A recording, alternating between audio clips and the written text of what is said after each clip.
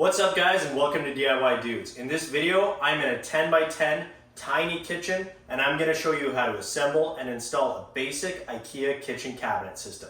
Let's get started.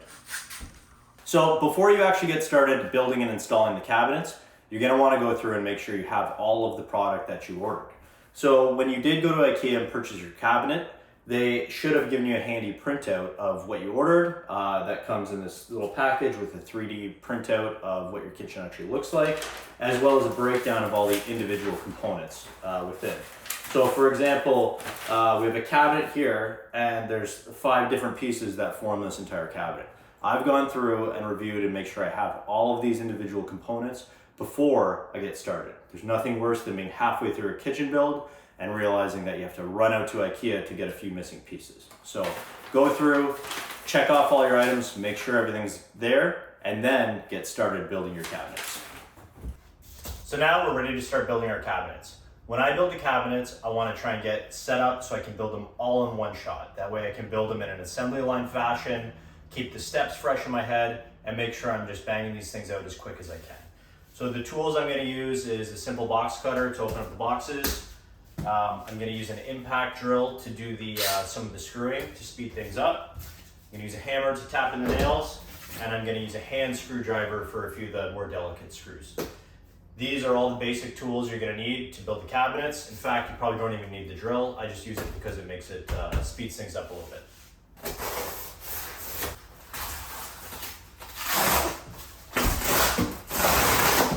Once you get your box opened up, I like to use the box as a work surface to actually build the cabinets. So I just get my box opened up, stack all my pieces by type nicely to the side.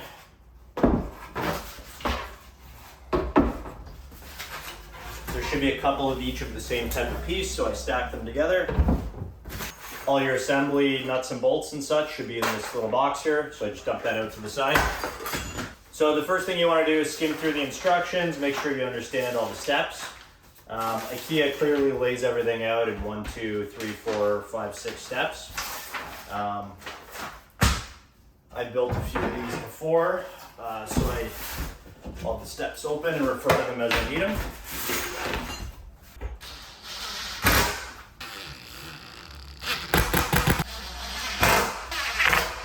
For this step, when you're putting in these dowels, you have 2 options for the holes, one here and one here. It's always a bit of a trick on making sure you put it in the right one. The way I can always quickly tell without double checking on any of the pieces is the hole that on the edge that lines up with this large circle opening here is not the hole that you want to put the wood dowel in. This is required for the screws in the next step. So just double check and then pop it in the other one. Give it a good tap, make sure it's seated, and you're ready to go.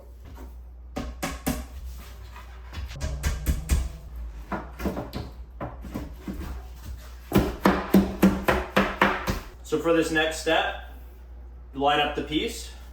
These are those holes I was talking about. So this screw connection, it's like a grappler to bind the 2 pieces together. You just stick it in. Use your hand screwdriver for this. Give it a half turn and it should be nice and tight.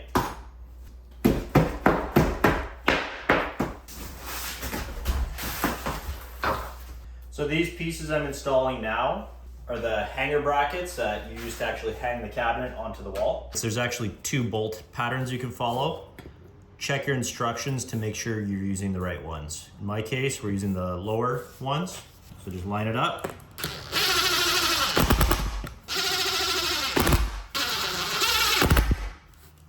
So for this stage, we're installing the backboard. It slides into these grooves on the side of your cabinets.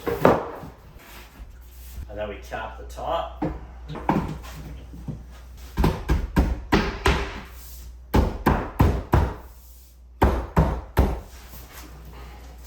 Okay, perfect. The last step is to nail in the perimeter to secure the backboard. We have a package of screws. We need to nail in the screws on the perimeter of the cabinet. So you're gonna line up your nail just on the inside of the guideline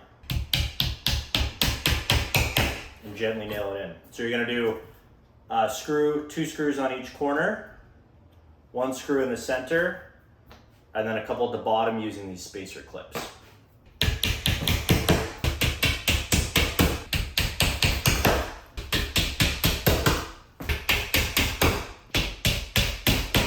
So these spacer clips go into the bottom of the cabinet and just kind of hang on the inner ledge there.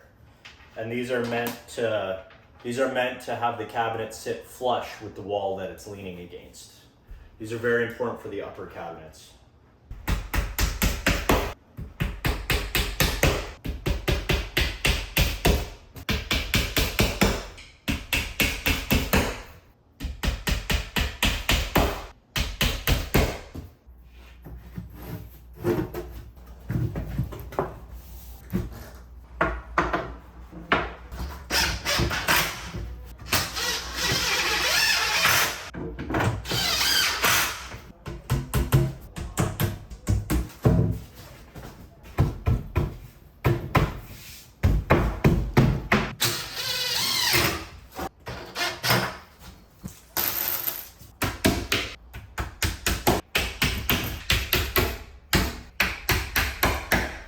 So guys, I just finished building this corner cabinet. I still have a few more to go, but honestly, most of the cabinets have the same assembly pattern. They just come in different shapes and sizes. So just follow the instructions, don't skip any steps, and you'll be fine.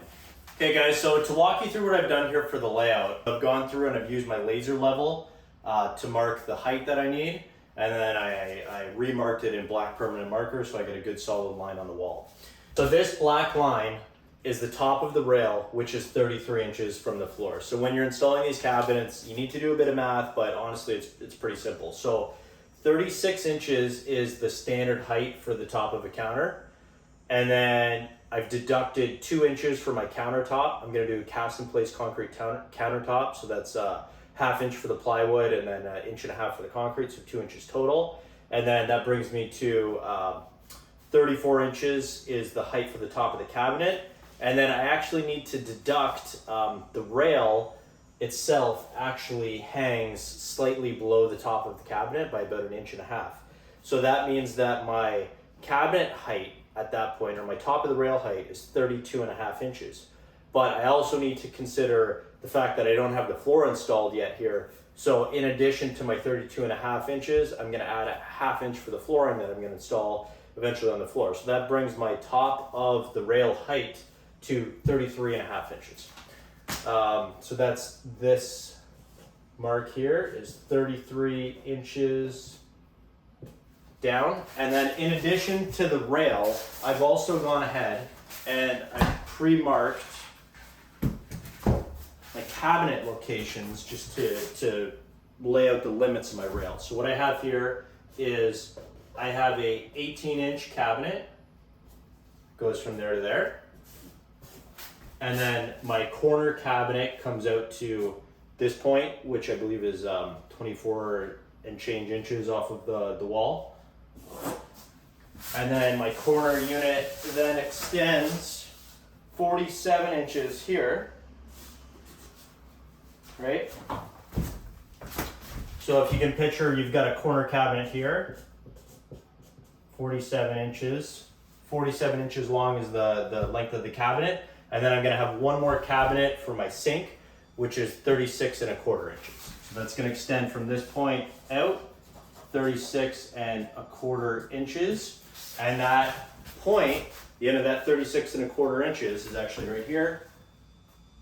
Might be slightly off the camera, but that's gonna be the end point of my rail. So I've got the height of my base rail established and laid out. And then now that I've got this done, I'm going to use that as the measuring point to figure out the top rail, because my upper cabinets, I actually need to align them with my lower cabinets to make sure that the edges and the gaps all line up straight. I've got kind of everything measured off of the center point. In this kitchen is my stove location, I guess. So my sink's kind of floating. So this is kind of my fixed point. My upper cabinets and my lower cabinets need to line up right on the edge of the stove, and everything's going to be built off of that point. So when you're doing the layout or design of your kitchen, you're going to have a fixed point as well. That's mine in this case, and all my layout is built off that point. So Do the same thing. Go ahead, get your walls nice and dirty, draw some lines, mark it up, make sure everything's laid out properly, because it's going to help you out significantly down the line. If you really think about this, plan this out, and make sure everything's laid out 100% correct. So for the height of my top rail, I settled on 84 inches from the ground. The reason I came to that is because I accounted for the height of my tallest cabinet. I have a big vertical cabinet that goes there beside the fridge, plus the height of the leg, plus the height of the floor, brought me to roughly the point of 36 inches for my counter height, plus 18 inches gap for the backsplash, plus the height of the box cabinet that's here adjacent to the tall one. The two kind of lined up, but I had to go with the highest point, which was making sure that my tall cabinet fit nicely. So I'm gonna end up with about a 19-inch backsplash, but honestly, it doesn't really matter that much. I just need to make sure everything fits nicely. So again, I've done the layout for a nice level line for the top rail location. And then I have the breaks in my cabinets marked out with the gaps. In this case, it's one rail straight across without any gaps. Yeah, and that's ready to go. So the next step is I'm gonna verify the location of the studs so that when I install the rail, I'm screwing directly into a stud and not into a wall cavity beside the studs. You need to bite into that wood support to make sure that your cabinets are fully supported and don't just fall right out of the wall. Okay guys, so I've ended up cutting my rail because based on my location of the studs, I want to have each rail fully supported by as many studs as possible. So I had a weird gap there based on the length of the rail I needed. So I split the difference and cut this rail right in the middle so that I'll have the unsupported length on the end as small as possible. So this is unique to everybody's situation. I've just capitalized on the amount of studs I have here at this spot.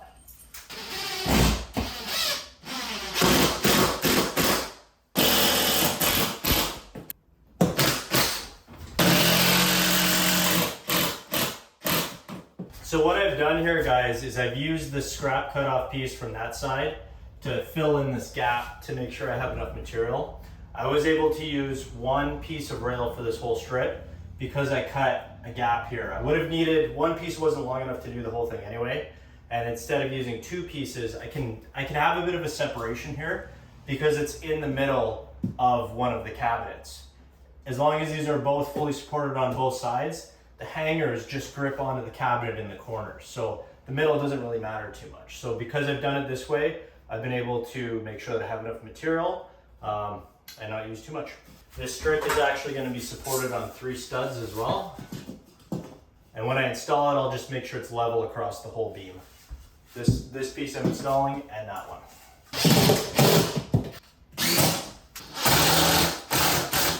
Now that I have my rail fully installed, it's as simple as literally taking the pre-built cabinets and hanging them directly onto this rail.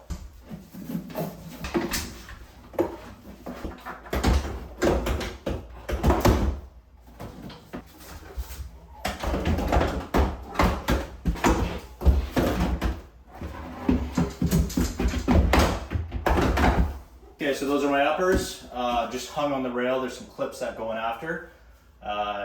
Now I just need to bring in the big guy.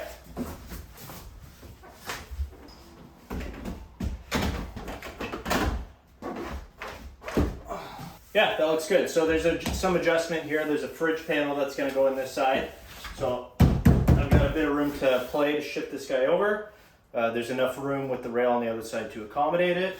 But yeah, all that's left is to level these guys up, screw the cabinets together once the fridge panels and the cover panels are installed. And then these upper cabinets are basically ready to go. For the bottom rail, the process is exactly the same as the top rail install. I've already pre-cut this one. So same idea, I'm gonna level it up.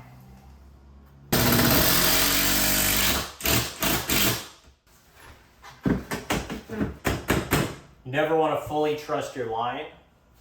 Always double check with the level as you're installing.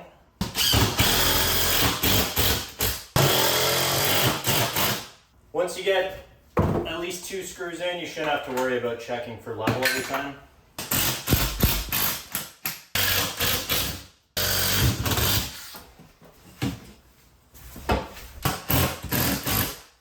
So whenever you have a corner, you want to check across both corners.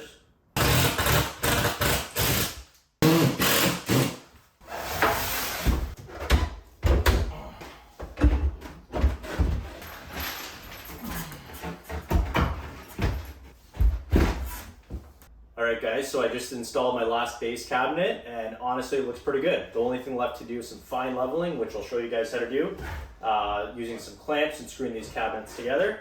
And then after they're all leveled, the only thing left to do is to install the doors and hinges, and then these things are done.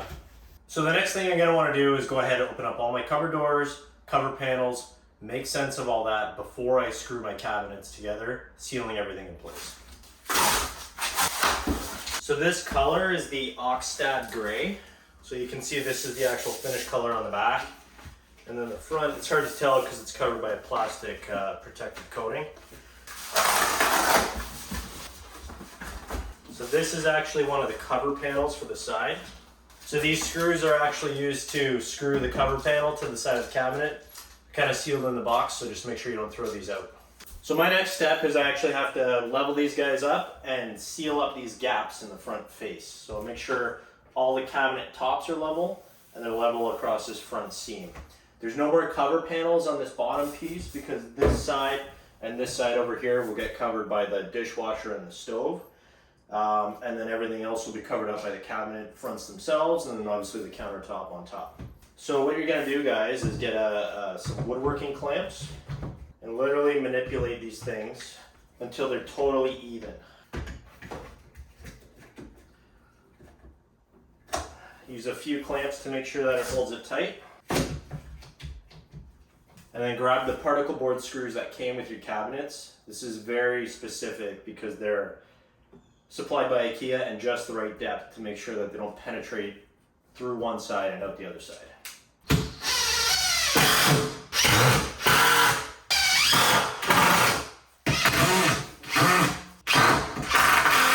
So I've done 4 screws per cabinet. I'm gonna release these. Perfect, that gap stayed nice and tight. I did that middle gap. Now I need to join this section together as well.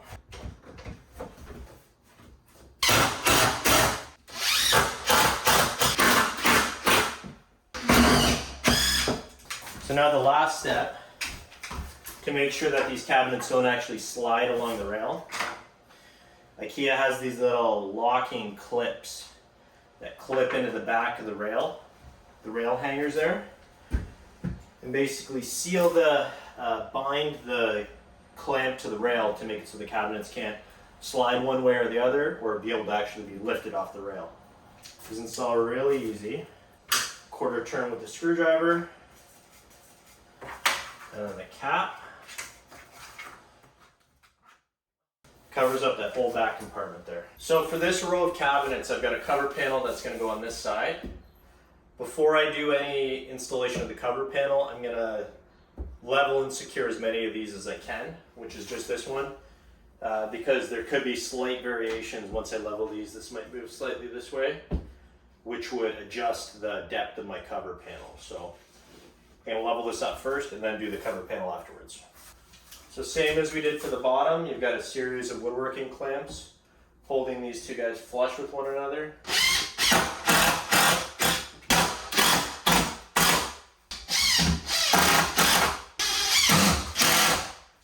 Perfect. Always use 4 screws per panel. So you can actually see, I can literally slide these things back and forth on the rail as needed. So my cover panel is going to go in here, cover up this white face, and then I'll have a fridge panel on this side, which is essentially just a big cover panel. Cover up those 2 white faces. This is going to look great. So this panel is actually literally going to slide right in here. Does not need to be cut to fit, to height, it just needs to be cut to depth. So I'm literally going to measure this thing without a tape measure. I'm going to mark it, top and the bottom. Then I know I've got mark here. This will be the measurement for the back wall. So I'm going to cut this section off. And then once you cut it to depth, you need to do one additional cut for these side panels specifically the ones at the top in between cabinets, because I actually have a rail passing along that entire wall behind these cabinets. So I need to cut a small notch out of the back to allow for the rail to pass behind the cover panel and not cause it to sit at an angle off the wall. So I'm going to use my T-square to mark the edge. Make sure it's nice and true. And then this is what I mean. So you've got your rail, and it's literally going to be right here. You're not going to see this, so you can kind of overdo it a little bit, but cut out enough opening for that rail to sit nicely and not obstruct your cabinet.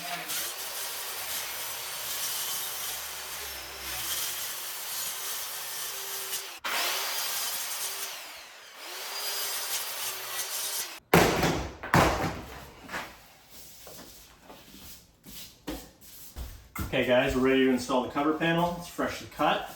This process is very similar to how we actually leveled these guys up. Slide your cover panel nicely into place, flush with the top and the bottom there. And then just check to make sure your reveal, so the amount the cover panel sticks out, is the same from top to bottom.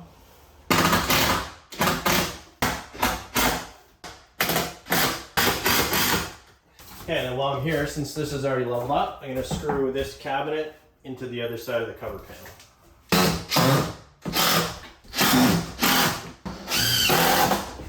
These cabinets look perfectly level. Nice cover plate to cover up that unsightly white side. And then the rest of these edges will be covered up by the cabinetry doors. And you shouldn't be able to see any of that. Okay guys, so what I have here is the last major component of my kitchen install, other than the doors. So this cover panel is going to cover up the side of this large cabinet that will be visible because this nook here is for the stove. So I want to cover up this white face. Keep in mind it has the protective coating still on it.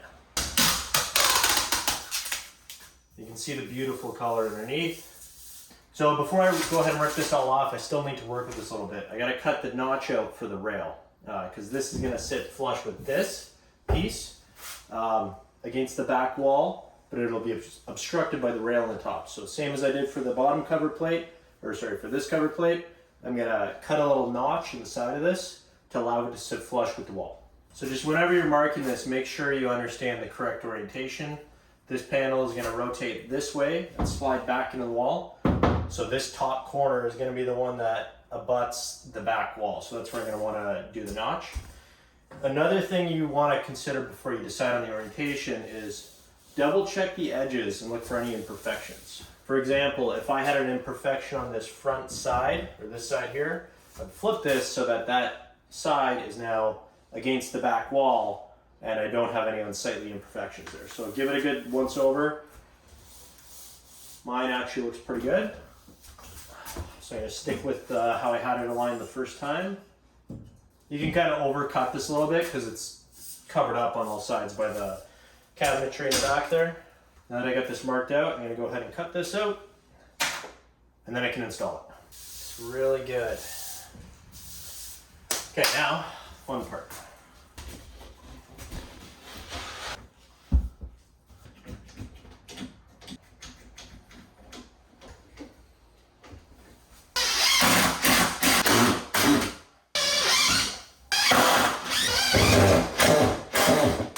Okay guys, the next step in the process is I'm going to install all of the hinges and doors. This is actually super easy. I'll show you guys how it's done. So I've gone through and kind of made sense of where all the doors are actually going to go. Each size cabinet will likely have a different size component. These are probably the easiest things I've ever seen to install. They literally slide into place. Just kind of work it into the pre-cut hole. And then snap it in. The only screwing you're going to have to do is to install the anchor point onto the cabinets, but again, that's very easy. So now that I've got the hinges on the door, I know that this one goes here. There's prefabricated holes in all of these cabinets. So you just line it up with the right one.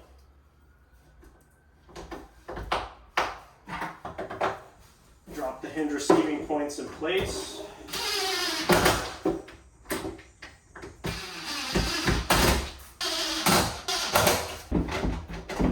And they should just snap into place. Perfect.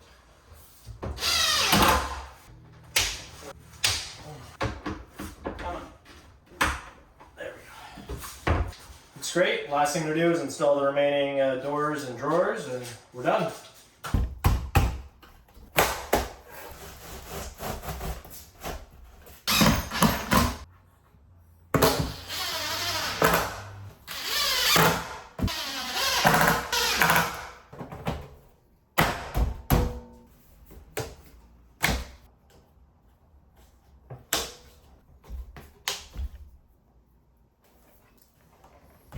So there's a lot of adjustments available in these drawers, the heights and orientation.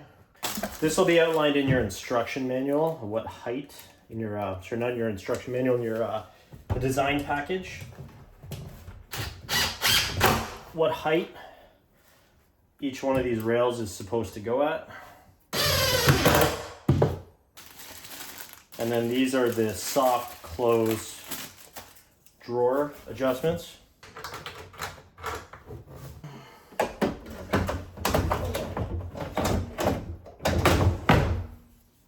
Now it's time to install the second drawer. I install this based on the fact that it's slightly clearing this drawer beneath it because I want my drawers to be as tight as possible.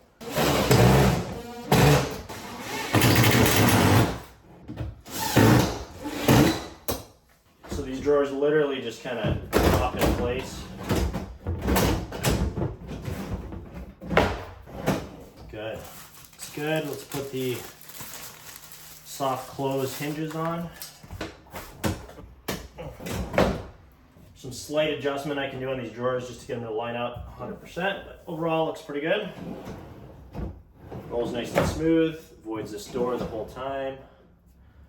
Handle is gonna go right here, so should have zero issues with this. Perfect. All right guys, that's a wrap. I'm finished up this kitchen and it looks great. Stay tuned for the next video where I'm actually gonna install a concrete countertop and it's gonna look dynamite. If you guys have any questions or comments, please leave them in the comments below. Remember to hit that like button. See you guys next time.